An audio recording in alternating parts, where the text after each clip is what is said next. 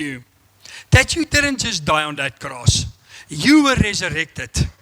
You came out of that tomb. You showed the world, you showed the devil that you were human on this earth, but that you are also God. That no grave, no death can hold you. Nothing can hold God. God is sovereign. He's a very good God. And this morning I want to, when we talk about the resurrection, I want to tell you this morning, the tomb is empty. The tomb is empty. You know what?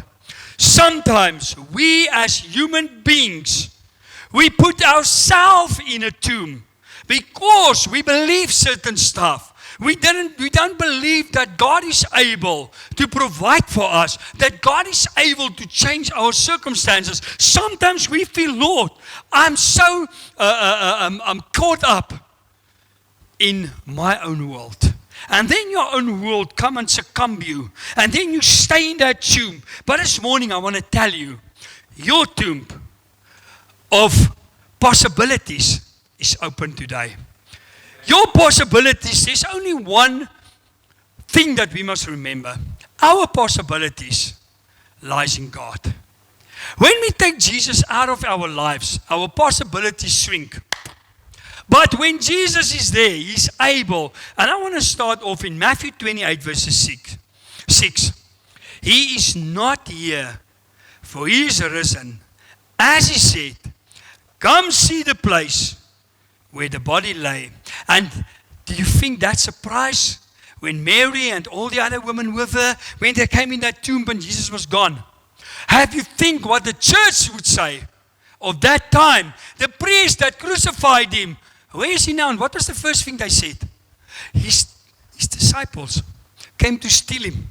But there was a guard guarding that tomb, saying no one could come in there. And the angel was sitting on the rock that was closing that tomb. And why do you think the angel sit on that rock? To tell you that tomb will never close again. That possibilities is never ending. Never ever can the devil come and close the tomb that holds you. The tomb of destruction. The tomb that the devil had over our lives. To tell us, listen here, I've put you in bondage. That bondage is over. But you must decide. Now, there was one day a very big hospital. And there was teachers that work in the hospital. They send the teachers to the hospital to go and minister to the children in the hospital. So they sent this teacher to a certain boy. And when this teacher came to this boy, she looked in the ward. When she came actually in front of his room, she saw, but this is the burning unit of the hospital. So this little boy was for some reason, something happened and he was very burnt. And he hardly survived. And when she entered the room, he was lying there. Burns, marks all over him. He was very sick. He was hardly alive. But she was sent to go and teach him about nouns and verbs. And that was what was she supposed to do, to teach him nouns and adverbs. And when she saw this picture, no one prepared her for what she's about to see in front of her. This little boy lying there. She wanted to quit. Lord, how can I teach this guy? How can I teach this child? Look how he looks. But she thought, I can't give up on this child. Let's teach him. So she taught him nouns and adverbs. And she left the hospital after she taught him. So the next morning when she came back, the sister called her in of the ward and she said, listen here. And what did you do with that child? And she wanted to explain, and the sister said, listen here, you don't understand. Since you left yesterday, something happened. This son suddenly was alive. Suddenly something happened to him. And he was fighting back. He was able to open his eyes and he has new life. And there was a change. What did you do?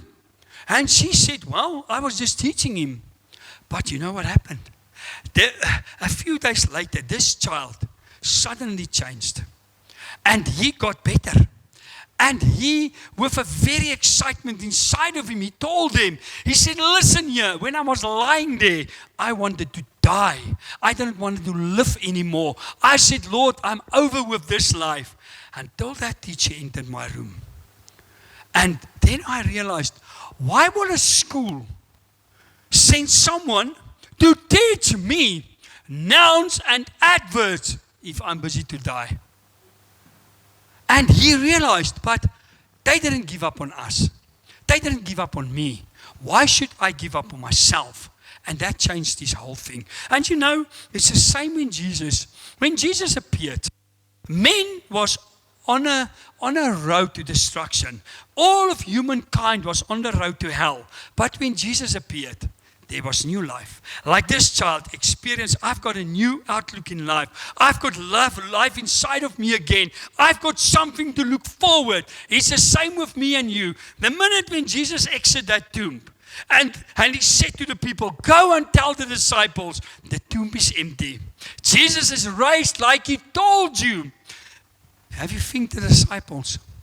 They thought, Lord, our Savior, our Redeemer, the guy that we walked for 3.5 years, he's gone. He's dead. So is our lives. Have you thought about the church that crucified Jesus? They would mock them, and I think they would mock them and say, where's your Savior now? Where's that guy that you believed in now? He's gone. But the minute that tomb was empty, that stone was rolled away, everything changed. The minute that teacher entered that room, something changed inside of that child.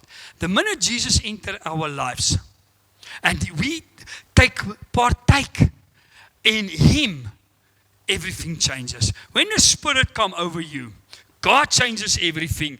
And then we read in Matthew 28 verse 6 again. He's not here. He's risen. Thank God. He's not in the tomb anymore. He's not in your tomb anymore. Why don't you want to make a decision today and say, Lord, for too long, the devil kept me inside of 4 walls. The devil put a stone in front of my possibilities. The devil put a stone in front of my health or my finances or your marriage or whatever it is. Say to yourself, Lord, the tomb is empty. You have risen, and today you must make a choice. Say, Lord, today I'm going to rise. I'm not going to look at the government for a handout. I'm not going to look at the pastor. I'm not going to look at my wife or my children or anyone. I'm going to look up to God. I'm going to see my tomb is empty. For me as well, I can rise. You can rise this morning. Why the resurrection? Why was the resurrection important? 1 Corinthians 15 verses 17 says, and if Christ is not risen, your faith is futile. You are still in your sins. So Jesus could die on the cross as many times as he wanted. But because he rose, he showed the devil, death has no bondage over me. Death cannot hold me. Sin cannot hold us. Because of Jesus' risen life, me and you are free from sin. Not because only he died, but because he rose. Because he rose, he wants to show the devil, I have overcome every burden, any obstacle, any curse that you have put upon people. By my resurrection, it was broken off finally. You can never come and tell my people that they will not make it. We can make it. Through Christ we can make it. John 20 verse 19 says, the resurrection, you know what it brings to us? Peace. It brings peace in our hearts. Hear what he says. Then the same day, that evening, being the first day of the week, when the doors were shut, where the disciples were assembled for fear of the Jews, Jesus came and stood in their midst and said to them, peace be with you. You know how many times we sit and we shut the door and we don't want to allow Jesus to come in. But Jesus says, you know what? I will show you. As God has opened that tomb's door, I will open your tomb's door, and I will appear to you, and I will reveal myself to you, and I will come in and have fellowship with you. But you know what? When God stood still at your door, what does Revelation 3:20 says? I stand at the door and I knock. If you open the door, I will come in and have a meal with you and you with me. And if you want God's meal to be prepared for you, if you want to partake in whatever God has planned for your life, just again say, Lord, because you have risen, I invite you into my heart again. I want to ask you, Lord, come and take control over my mind, over my body, over my soul, over my spirit. Let my whole being be part of you. And let you be the center of my life. And that tomb is empty. And then we read,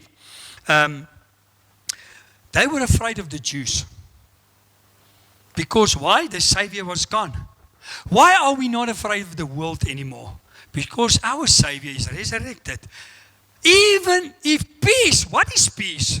The Bible says the peace that's above everything will take control over your mind, your body, and your soul. And that peace, He will give you a sound mind and a good heart. That peace lies in Jesus Christ. When He brought the peace to earth, although we have trials and tribulations, although we have an enemy, we are not afraid of what's happening around us. What must you be afraid of? What's happening inside of you. Don't let the burdens of this world become heavy laden on your life. Let the burdens of that world, Jesus says, in Him we can carry that burdens. That burdens is not too heavy if Jesus is in your life. Still with everything surrounding us, we still have faith in Him. We still have peace at large because Jesus is our only peace. It's not this world. This world will bring you peace. Believe me, some people think if I have a lot of money, I will have peace. If I have this and this, I can tell you a lot of stories. Rich people that I know, they don't have peace. When are you rich? When are we rich? When we have Jesus. Then you are rich. Not this worldly possessions. It's nice to have it. It's nice. I see some people that only work to have a nice car. They stay in a shack, but they drive that fancy car. Why do you want a nice car, but your heart is not right? I'll rather walk with my feet and have Jesus than have all the possessions of the world and die without Christ. Christ is our peace. And then we read in John 20 verse 21. So Jesus said to them again, for a second time, He says, peace to you, as the Father has sent me, I also send you. What did the Father send Him to do? To die. To preach the gospel, to save souls, to do miracles, to perform miracles, to walk for 3.5 years in a ministry. He was only 33.5 years when He died. He was still young. But He knew I had a mission. And He says, as my Father sent you, send me, I will send you. And do you think if God sends you, it's going to be easy? The gospel is free for me and you, but it costs something. It cost Jesus His life. And it will cost you if you obey God's word. The devil is in for you. He doesn't like you. He wants you to get cross. He wants you to go away from God and live a life. I know many people, they say, when I didn't serve God, everything went smooth. It was nice. But since I've given my life to God, all hell is loose. All hell will be loose. Because the devil then don't like you.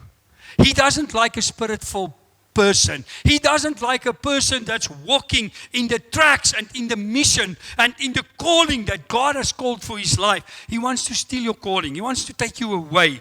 And then we read in John 16 verse 33. These things I have spoken to you, that in me you have peace. In the world you will have tribulation, but be of good cheer. I have overcome the world. When Jesus was resurrected, he overcome death.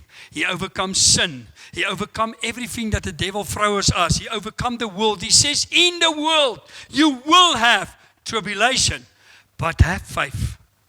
I overcome. But where does he say? These things that in me.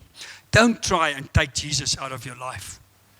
Always invite him. Wherever you go, always invite him. Say, Lord, be part of my life because you have paid a price for me.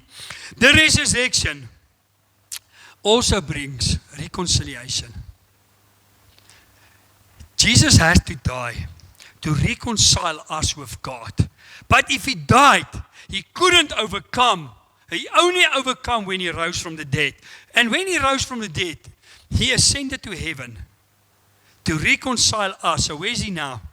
At the right hand of the Father, busy intervening for us, busy telling the Father, Lord, there's Malcolm, he's a sinner, please help him. I've got the scars with his name. His name is in my hands, help him. And then God helps you. And then we read 2 Corinthians 5 verse 18. Now all things are of God, who has reconciled us to himself through Jesus Christ and given us the ministry of reconciliation. What does that mean? Let me explain it to you further. He says in verse 19, that is, that God was in Christ reconciling the world to himself, not to imputing these trespasses to them, and has committed to us the word of reconciliation. Now then, we are ambassadors of Christ, as though God were pleading through us. We implore you on Christ's behalf, be reconciled to God. What does that mean? He first said, I have given you reconciliation in Christ, and I've given you the ministry of reconciliation. And you know what today? People hate each other. Have you seen it? Families fighting amongst each other. How many times did I hear, Pastor, I have forgiven them, but I don't want to have anything to do with them. And do you think God has forgiven you, but he says, okay, I've forgiven you, Wayne, but I don't want to have anything to do with you. Just stay away from me. But I have forgiven you. Is that forgiveness? That's not God. God don't do that. And he says, I've given you the ministry of reconciliation. And then he says, to be reconciled to God. What are our ministry in this world? Jesus is our Savior. Jesus is the Son of God. Jesus came from heaven. He was in the flesh. He died in the flesh. But he rose in the flesh. But he ascended to God, where his spirit now, where he's busy helping me and you. He reconciled us with God. If it wasn't for him, what would we have done? We will still have all these 600 laws to obey, and we will still have all these offers that we need to present to him. What is the biggest offer we can give him now? Your faith. Your faith. Your faith is the biggest offer, and you can. Why faith? Because in Christ I am reconciled. In Christ I am forgiven. In Christ I am a new person. In Christ my debt is paid for. In Christ I will inherit the kingdom of heaven. Without Christ, I'm back under the law. In Christ I must have faith to say, Lord, you paid it for me.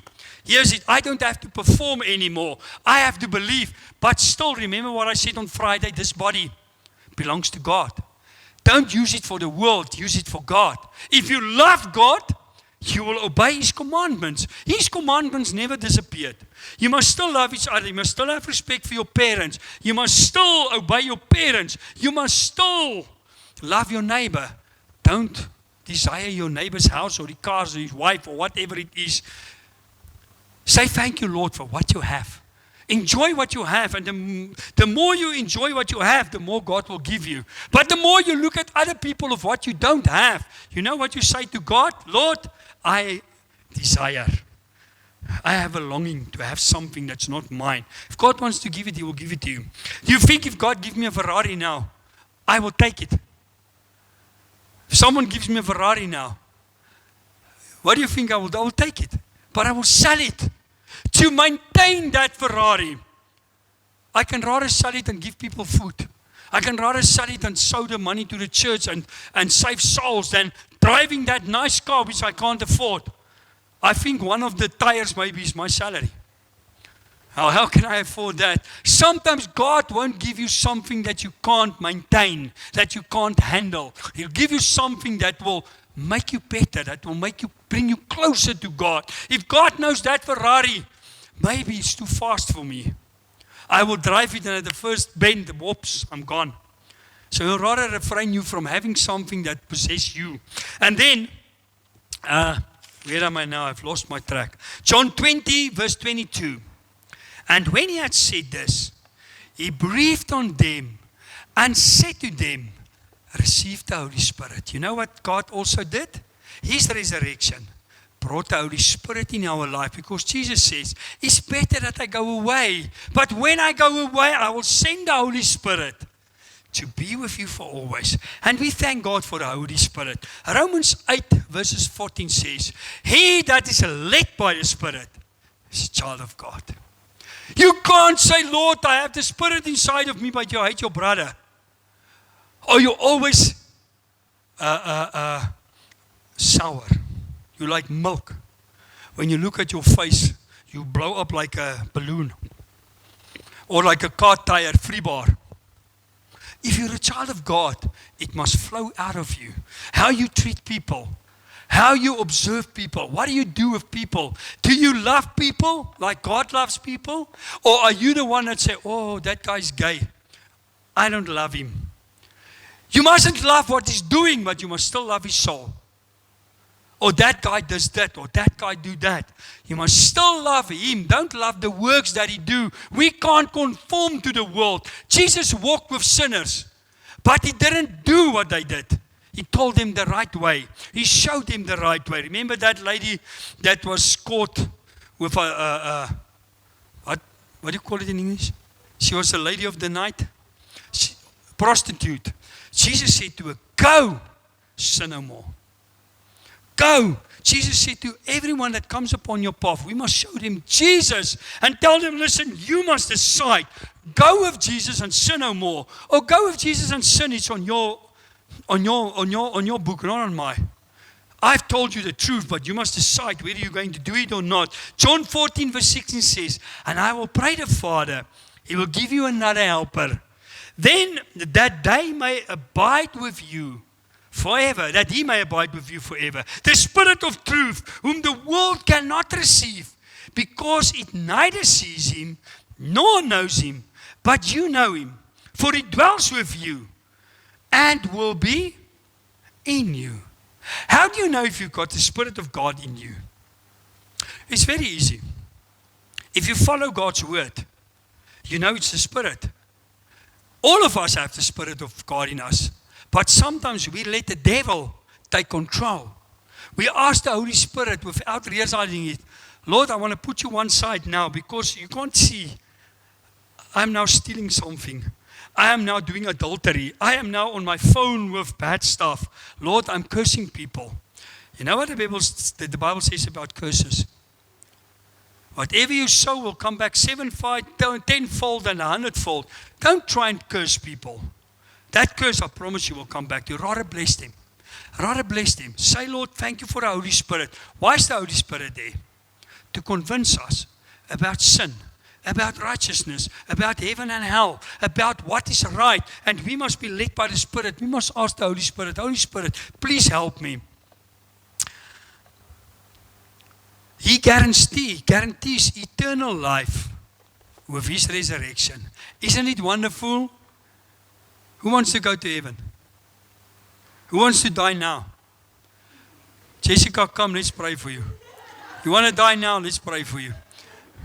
None of us wants to die now, but we all want to go to heaven. But thank God, because of Jesus, we can inherit the kingdom of God. All of us, when we die in this flesh, remember what 1 Corinthians 5 says? He says this body is like a tent. That tent is not very strong in the wind and in the weather and everything. So this body, it will perish.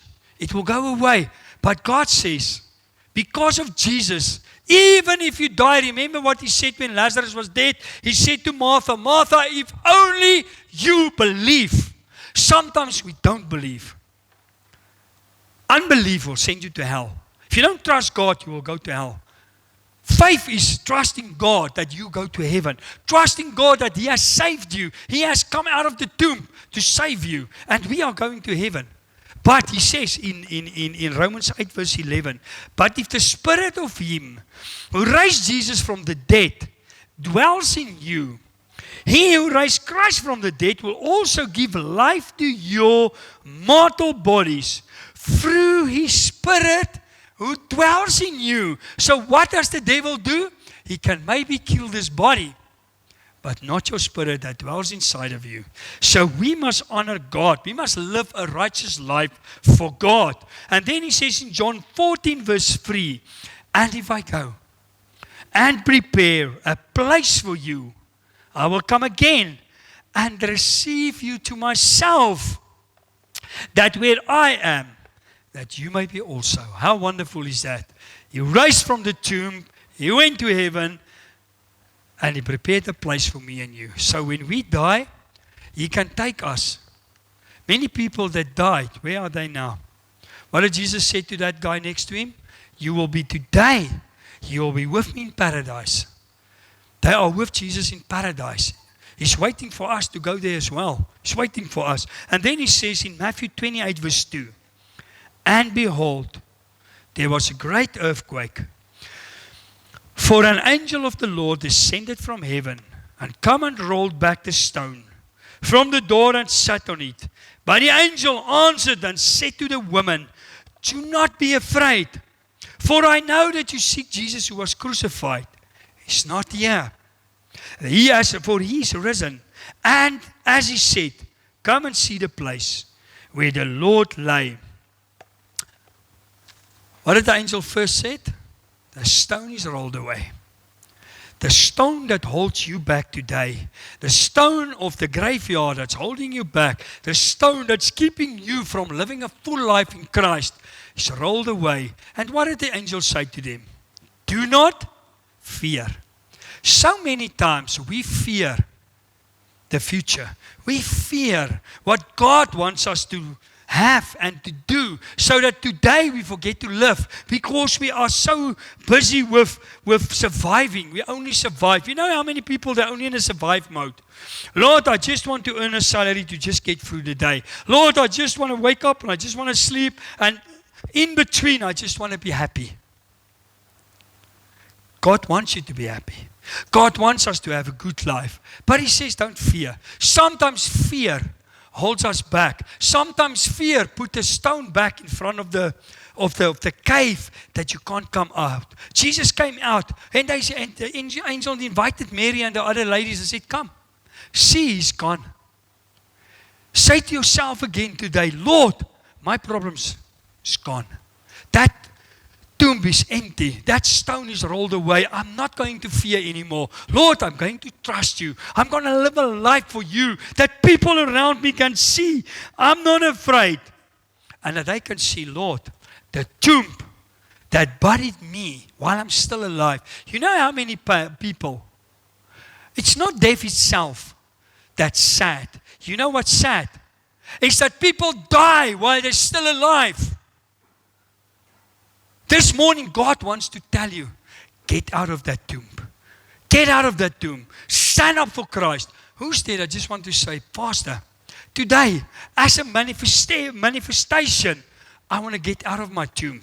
I want to get out of the burdens of the chains that keep me, that's holding me back. I want to, in faith, I want to stand up this morning and say, Lord, I want to get out of that tomb.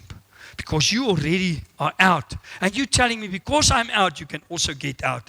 Whatever this morning is your problem in life, whatever is your inabilities, your iniquities, whatever holds you back, whatever is your problem, just stand with me if you want to and say, Lord, this morning, I come out of that tomb. And when you get out of the tomb, what must you do? When they got in the tomb, what was lying there? The stuff that was holding Jesus. What do you call the dukkha? The linen. That was showing them that linen belongs to a dead guy. That linen was lying there. So take off the dead clothes. The linen that holds you back, that represent you as dead, that represent your finances as dead, that represent your marriage, your whatever it is, your health, that's binding you. Say, Lord, I take off that linen today. I'm coming out a free person in Christ. He has done it 2,000 years ago. This morning I can also do that. Let's stand and say, Lord, we're going to honor you. Father, thank you this morning. The tomb is empty. Jesus is not in the tomb anymore. He has risen. He has risen for us. Father, we can get out of that tomb this morning. We are free. We have a free will to decide, Lord. Devil, you're not going to hold me in that tomb. And this morning, Lord, as a token of manifestation, we just unbind all that linen around us. We take it off us, whatever is binding us. Maybe it's a low self-esteem. Maybe it's not, I'm not good enough. Maybe, Father, I've got something that's taken me away from you this morning. Lord, I take it off me. I rise again this morning, like Jesus rose from the dead. I rise in my circumstances. I will overcome. I am an overcomer in Christ who strengthened me. Thank you for this in Jesus' name. Amen. Let's sing a last song. Is there maybe someone